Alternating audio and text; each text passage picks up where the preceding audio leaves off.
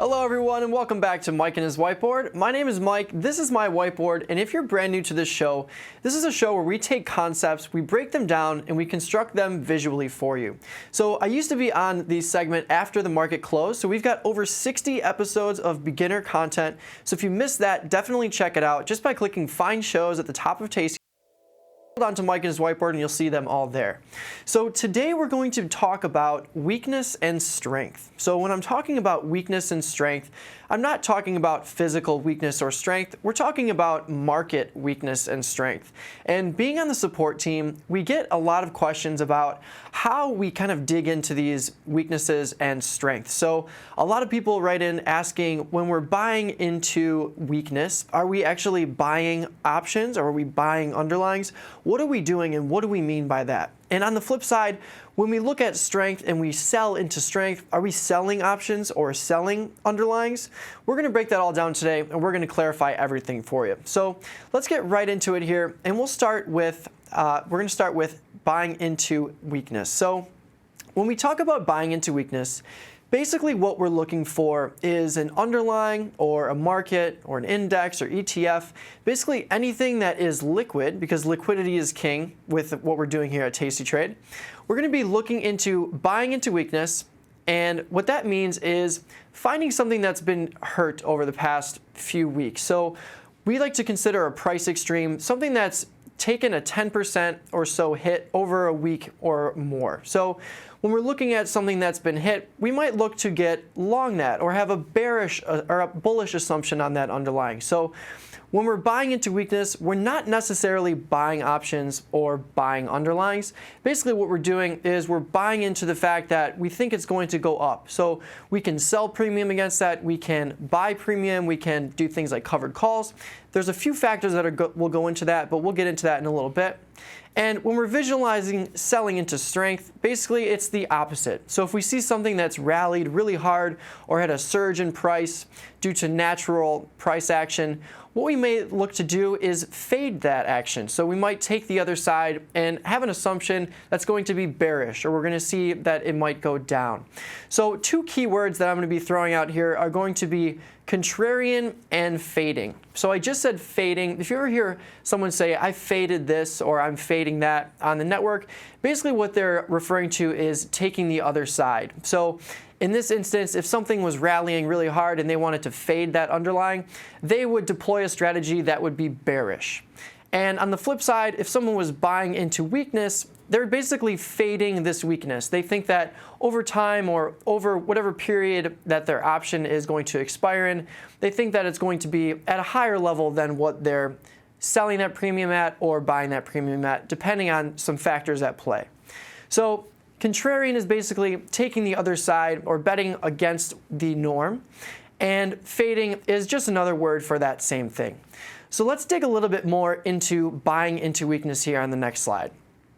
So when we're talking about buying into weakness, again, if something's been hurt or going down over a certain amount of time, if we consider a price extreme to be something like a 10% down or up move over a week or so, we may look to get long that or have a bullish assumption. So there's a few viable strategies that we can deploy when looking into that. So the first I'm going to talk about is a covered call.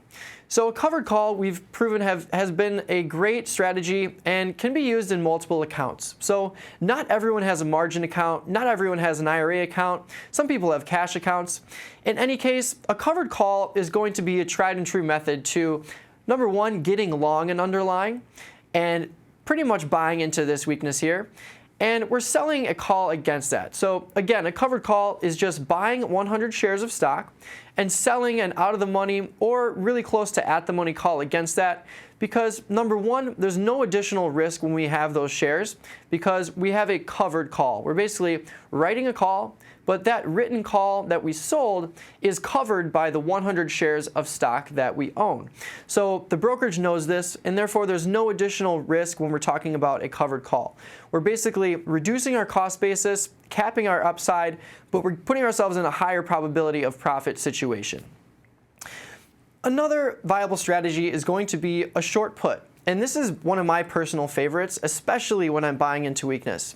So one thing that we've seen is that when markets are on the downturn, like in recent months here, the last few weeks, I think we've had the worst January we've ever seen. The implied volatility of these underlyings and just the volatility in the markets in general is going to normally go up. So if we know that when we're selling premium, if I'm selling premium here at a high volatility level, what I want to happen to make profit is I want that volatility level to go down, and that difference here is going to be the profit. So if I'm selling premium up here and buying it back down here, this profit differential is what I'm looking for. So the short put kind of takes all of those situations and puts them all into the perfect storm. So number one, I'm selling a put, which is a bullish assumption. It's got normally a high IV situation when I'm doing that. And if I'm directionally right and the underlying creeps back up, normally what we'll see is the volatility of that underlying come back down as well, which is drastically going to reduce that price of the short put, because not only am I going to be directionally right, but volatility is going to be decreasing as well, which is going to help me buy that back for a lower price. Another viable strategy might be a skewed strangle. So a strangle, as you may or may not know, is just selling an out-of-the-money put and an out-of-the-money call at the same time. So both of these options have differing directional assumptions. So again, selling a put below the stock price has a bullish assumption, whereas selling a call above the stock price has a bearish assumption. So when we have these two options that are battling against each other, what we do is we create a profit zone. So if I'm going to buy into weakness here, I can sell a strangle and I might skew it to the upside. So one thing that I might consider when I'm doing this is how much value is in the call here.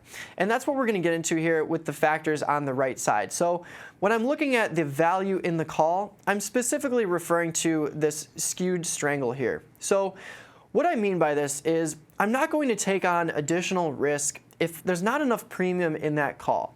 So let's say I skew my strangle to the upside a bit. And skewing a strangle, all I'm really doing is shifting our range, profitability range, up or down. So if I want to skew it to a bullish assumption, I would move my put closer to the stock price and move my call further away. But in doing so, I'm probably going to reduce the value of the call that I'm actually selling. So let's say I'm looking at skewing my strangle and it looks like I'm going to collect $1 total, which normally would look pretty good. But if I dig into that call and I find out that I'm only getting 10 cents or 5 cents for that call, and most of the premium is actually coming from the put, I might just remove that call altogether and go back to the short put. Because the last thing I want to do is sell a call that's only worth 5 or 10 cents and then have the stock be directionally correct, but be too directionally correct in the sense that it rips up through my call side, puts me in a bad position in terms of profitability. And when I look back on it, I see that I only sold that call for 5 or 10 cents. It's not going to put myself in a good position there. So basically, when I'm looking at skewing strangles, the number one factor I'm going to look at is the value in that call that I'm selling. If it's more of a balance, like a 60-40 balance to the put side value and call side value, now that's something that I would be interested in. So another factor that we're going to be looking at when we're buying into weakness and selling into strength is going to be our BPR, or buying power reduction. So I did do a previous whiteboard on buying power reduction. Definitely dig into that if you missed it. But what we're referring to here is basically the cost that is associated with the trade, or the amount of capital that's tied up with each trade. So everyone's going to have a different assumption and a different risk profile, different account size. So buying power reduction is really going to be a key when I'm determining which one of these strategies, or a different bullish strategy I might use when I'm buying into weakness. So when I'm looking at buying power reduction, we like to create trades that are small. And when we say small, we're looking at 5%, usually closer to 3% or less of our total net lick. So for example, if I've got a $10,000 account, I'm going to be looking at underlyings or strategies that only have about $300 to $500 of buying power reduction. So that would be something like a 3-point wide spread or a 5-point wide spread. Or if I'm in a margin account, maybe a short put in a smaller underlying here. And lastly, the last factor here when we're buying into weakness, that's usually going to skew us towards the selling premium side when we're buying into weakness, is that high implied volatility. So again, when high implied volatility is in the market, basically all that's saying is that the prices of the options that we're looking at is inflated compared to itself over a period of days or time. So when we're looking at high IV, what's really important to understand is that it's just a reflection of the option prices. But since we know that when the markets are going down, generally volatility is going to be rising, that's going to skew us more towards this selling premium aspect.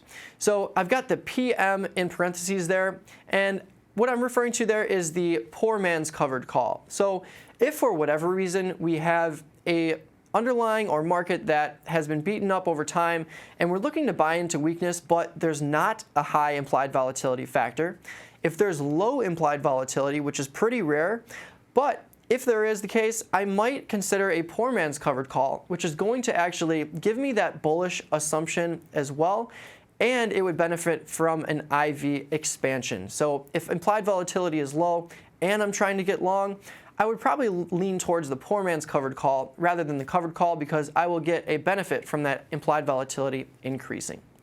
So let's go to the next slide here and we'll talk a little bit about selling into strength, which is just the opposite.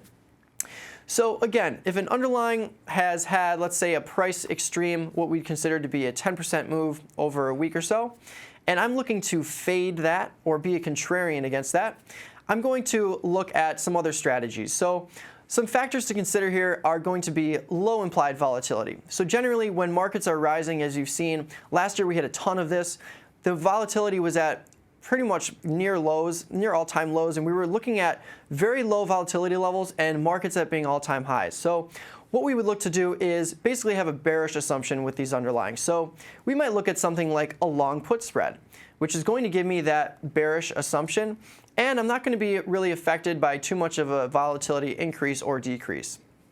Another thing I might consider is a poor man's covered put.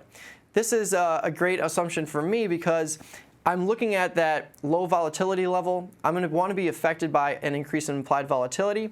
So I might go ahead and decide to deploy that strategy. Or I might skew an iron condor. So really, it's the same thing as a strangle, just adding defined risk wings on the end there and skewing it to the downside, which would mean my calls would be closer to the stock price. So some factors here are basically going to be low implied volatility, buying power reduction, and also double check the money in the call spread because that's always going to be a factor when we're dealing with calls because they're usually trading lower than the puts. So this has been a ton of information, but we're going to wrap it all together with some takeaways for you. So the very first takeaway is buying into weakness refers to a bullish assumption. Remember, when we're saying buying into weakness, that doesn't necessarily mean that we're buying options or buying stocks. We just want to have a bullish assumption. And just the opposite is true for selling into strength. So we want to have a bearish assumption if we're selling into strength. We're basically fading that rally. And lastly, strategies deployed will differ depending on volatility and buying power reduction mostly. So depending on your risk profile and your account size, the strategy you choose may change. So thanks so much for tuning in. My name is Mike. This has been Mike and his whiteboard. If you've got any questions or feedback, shoot us an email at support@dough.com, or you can follow me on Twitter @DoughTraderMike, and I'll give you a preview of what's coming next. Shadow Trader's on in just a few seconds, so stay tuned.